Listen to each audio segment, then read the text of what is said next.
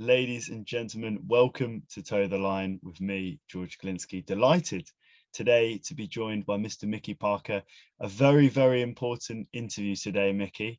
We're discussing retirement. So I've got to, first of all, put it out there. What's the final decision? The final decision as of now is that's it for me, my mate. That I've said yes, no.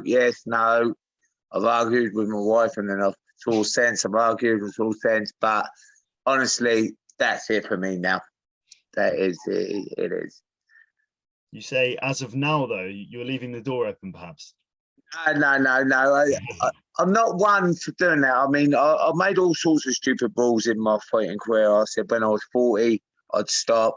I mean, I said when I won a British title, I'd stop. But you know, as I just said to you, the way to go out on a career, I feel I would always want to go out on a win. So if I went out and carried on, then I'd lost. I'd want to chase another one and chase another fight and chase another fight. And to be honest with you, mate, I want to go out and remember the sport for a night like it was when I won the last fight.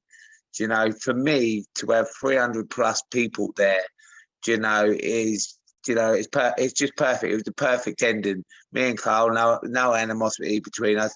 My mate in there, and we punch fuck at each other, and that for me was the perfect ending for me in BKB. I mean, you retire 7-2, British and world champion as well. An incredible career. It did. I remember we spoke on the way back from BKB 26. We met each other. I think we were in the raucous of the Billie Eilish concert on our way back home. But we spoke about how incredible your career has been, and there isn't really much more for you to achieve. So it feels like the right time to be stepping away. Yeah, I mean, for me, I knew Ryan was a thingy challenger, and I've talked to Ryan and I've gone over the fight. It's a fight I still believe I could win. I think it'd be a brilliant fight, and it'd be one for the crowd. But and then I think to myself, but then if we lose, and then it's just about. I would just continue this when I know I'm right at the end. I'm at the end of my career now, no matter what. And I mean, me and you spoke, and I mean, I was quite open with you when I beat Dave Thomas for the British title. I said then that was going to be it. I did say that then that was going to be it. But, I got the carrot dangle for the world title, and which was something I would love to attempt. I mean, personally, I just wanted to fight 7 rounds. That's what I wanted to do with that. But, I got that thing. I won it, luckily, and I'm going to retire having won a British and a world title. And one thing I never always said to you, and I never said to you because I knew it caused it fuck up, is I've never lost as a cruiserweight. Yeah. Never lost. I lost to Mason and Mark got there heavyweight, but as a cruiser, I've never lost. And I always wanted to say it. And I thought, no, this is where you get chinned. But no, I never did. And I won every fight, although it was never me knocking someone out, it was just stoppages all the time. Every fight never went the distance. So we didn't do too bad. When you look back on that career, I mean, it's just such an incredible career. One of the most exciting fighters of all time. You sell hundreds of tickets. You're the perfect guy to really deal with. But when you look back at that career, what was your crowning moment? Would you say what fight do you really look back on with fond memories? There was fights. Me and Dave too. Obviously, that was a cracking fight. One fight of the year. I mean. For me, I loved the J-Dog one when I was a little fat lad. I got smashed to ribbons in the first round, absolutely smashed to bits. And, just to come back and win it with one eye and not be able to see, and just, I did the lot with heart, and that's all a fighter was. I've said to you before, I am getting better with age, but there's a time. And another thing I would say, there's levels with BKB that are coming through. Levels and levels and levels. And, I've got in on the platform. I got on the bottom of the platform, but now levels are going up and up and up. And I can't wait to see the company grow, to be honest with you. I'm not a lot of people retire, and then you'll see him a couple of weeks later fighting for another company and things like that. You know, I'm no shy person. My boxing manager couldn't get Billy Bessie can vouch for that. If I fight for you, I'm yours. You know, I'm not thinking. I mean, I have had things from other people come through, mate. It don't interest me. It never ever interested me. You know, I'm here for BKB, and you know, I can't wait to watch it grow, watch all the lads grow. I've got close to a lot of the boys on there. You know, I'll still be at the shows. You know, I love everything about it. Mm-hmm. Obviously 9 fights. You had that sort of elusive 10 fight coming up, so there's no luring you back in for that. Nah, mate. Like I say, it was the perfect way to go out. You know, I see on social media the other day, Dave Thomas put on there, he didn't fancy it. I didn't fancy fuck all. Do you know, why would I fancy anything? Why would I have to fight him? I'm thinking I'm going to have a little rant now, aren't I? Do you know, why would I have to fight him? Who's fought each other 3 times in BKB? Doesn't happen. No one. No, no one. You know? No. I'll put it on you then. You know, but I see it the other day and I thought, fuck's sake, he's off again. But, you know, one thing I will say about that man, because he gave me the second fight, the best fight I've ever been involved in my life. And, you know, I'll give him this much credit. If we had 10 fights, right, he'd win 8 of them. We've had 2 and I've won them both. So I'll run my luck on that one. Do you know? Dave is someone I had a lot of respect for after his gobby little bitchy rant after when he was pissed off after the last show. Do you know? He's lost all my respect. But, I mean, that's life, do you know, in the fight game.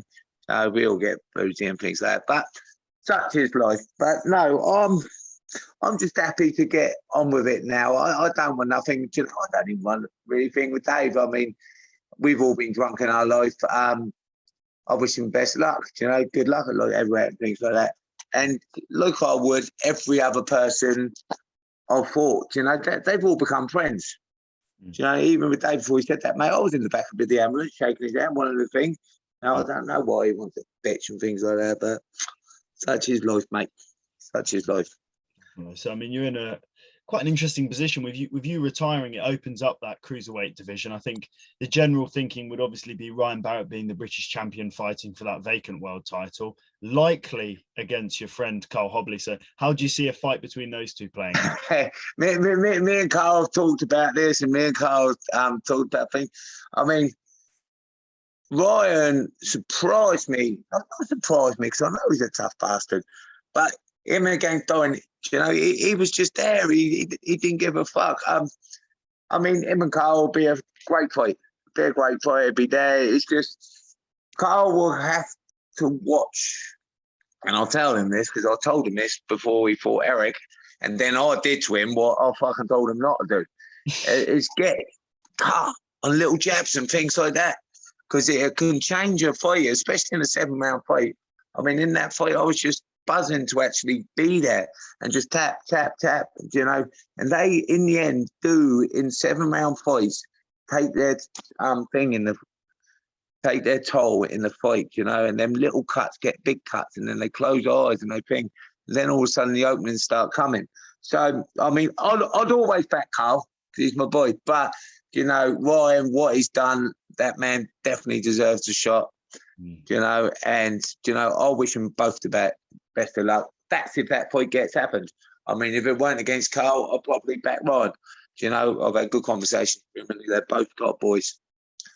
Definitely. I mean, you come into this sport, you've achieved so much. I know you won't want to answer. I've come on this from nothing. I put a pair of boxing gloves on when I was 32.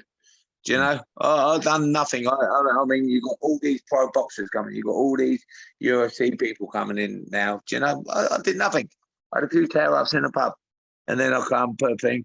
But what I do love about the company, the sport, is I've lived a little dream. I'm a little fat lad from Lee Park, right? And I have lived the absolute dream. I really have. You know, and that's what I mean. That I'd thank Jim and Joe from the bottom of my heart. I've loved the ride. You know, it's been fucking brilliant. You know, but I also love watching it now. Yeah. And just seeing how it grows and grows and grows. And when it does go to bigger things, you know, I can't wait to just sit back and be part of it. And, you know, just be a fan this time and just thought, oh, that fucking hurts. dig deep, Nipper. Is that going to be hard though? You know, watching the fight from the side. Listen, George, if it's anything to go by the last fucking 2 months, yeah, it could be fucking well hard. You know, I've been in and out, but, you know, I've promised the wife, I promised my daughter, and to me, to be honest, I promised myself now, you know, I've just told you every reason why it is a good reason. Yeah. Do you know what I mean? Before long, someone younger, someone's thing is just going to come, and, you know, what will happen to me, because I'm probably too stupid to get knocked out, is that what happened to Carl. And you just get peppered, and in your end, your face breaks. I mean, before that fight, I did say it's whose face breaks first for me and Carl. And, you know, luck would have it on the night, it was me. You know, but no, I'm not. That is it, George. I've had to play devil's advocate all evening. I mean, It's been. I've been doing it for ages with Jim and Joe, and they've left me. But now this is all for the right reasons, my mate. No, I think this is, as I say, the right decision. But you'll be looking at a position perhaps in the Hall of Fame. I know you won't want to beg for anything, but how much would that mean to you? You know, to have your place in history. To even be mentioned in that's good enough for me, mate. I can't really mention that. Like I just said, I was a 32-year-old that done nothing. I've just turned 40, you know, and I've just been given season tickets to the local football club down the road because of what I've achieved. They gave me and the wife season tickets down there for what I've achieved. So that's how I'm going to have to spend my Saturdays now, going down there supporting Admiral Waterfield. You know, but that is, and you know, a lot of boxers get like, it's not a celebrity status, but it's an area where you'll know man the area massively. And I used to get no man there for the wrong reasons, but now I know man there for the right reasons. And you know, I can't thank BKB enough for that, mate. I really can't. This is, as you say, it's changed your life. It really does show the positive impacts that combat sports can have. And you know what? I'd love to find myself a little young half bastard who I can teach and bring back through the ranks and bring them to BKB. Because that's what I'd love to find. So any little fuckers out there causing trouble, find me. You know, we're sort of saying out. I'm sure they wouldn't be hard to find in Portsmouth. Yeah. No, they'll be outside the gate somewhere, you know. But yeah, people don't realise why it's dedication. You know, you can't get in the ring with like pro boxers, you know, good amateur boxers without one having arsehole, but two actually having the dedication. I mean, it's not you go training once or twice a week and then you'll be all right. Like, you know, it's a whole lifestyle. I mean, I know we've talked about Brian Barrow again, you know, but I love his lifestyle. He lives the exact same lifestyle as me. I mean, that was one of the many other things, whilst it's got to be it. I mean, when I'm in camp, I see the wife for an hour a night to eat my dinner and go to sleep. I mean, I'm in the gym every morning. I still am, 4 o'clock in the morning. But when I'm in training, I'm not getting home till 8 o'clock at night. And then it's Groundhog Day and I'll do it again and again and again. And like, that's the life Ryan lives. And, you know, I'll sit and smile. I fucking love it. Every second of every day training. And that's going to be the hardest part for me. It is at the moment. I'm setting doors all on my own. Will you keep up the training? Surely you'll keep up some in the morning, yeah, mate. In the gym and that, you know, we're in there. I'm in there every morning. I'm helping others now, you know, doing the bits. Then I'm trying to keep a low profile of the evening, because all the evenings, all the boxing and things like that. You know, I did sign up to spar a few of the lads this weekend. It's just fell through, but I'd like to keep on sparring just to keep on that edge. I really would, because it's done me so much good in my life. You know, but from the competing side of things, that's it. That really is it, mate. Definitely. So I'll tell you what, this interview is my little bit of closure and all, George, because I've been doubting myself fucking ages. Everyone's asked me, I said, yeah, I haven't seen nothing on Facebook. And the reason you ain't seen nothing on Facebook is because I want to do do this, mate. I wanted to do it, you guys. You know, it's me telling you, it's not me being sly and just putting the thing on and then never answering a phone call to no one. Oh, what's this, you retiring? And be just saying it openly and why I am doing it. Definitely. This is it. This is the end of the Mickey Parker era, but obviously you'll be still with us regularly, I'm sure. But finally, obviously, a lot of people backing you, a lot of people in Portsmouth and all around the world. Who would you? It's a bit of a weird question at the end of your career, but who would you like to thank? Do you know what? I could sit here and I could say, yeah, the sponsors on the top, but anyone that's ever sponsored me, because we've had a few. Anyway, there's a few that's gone all the way through, but we've had a few. I'm not thinking anyone that's ever sponsored, anyone that's ever bought a ticket, anywhere that's ever liked something on Facebook or commented on something, you know, and anyone who's ever, you know, actually said hello, you know, everyone on the roster, really, you know, we've sat there, we've all, like I say, I've never had I know I just led a little bit with Dave then, but, you know, I've never said a bad word about anyone, and no one's really said a bad word against me, you know, and it's just one big family, and I'd like to thank everyone from the bottom there. You know, my wife, how she's put up, I do not know. You know, we've gone ups and downs, but, you know, I've loved this life, and I'd just like to thank the old BKB family for everything, you know.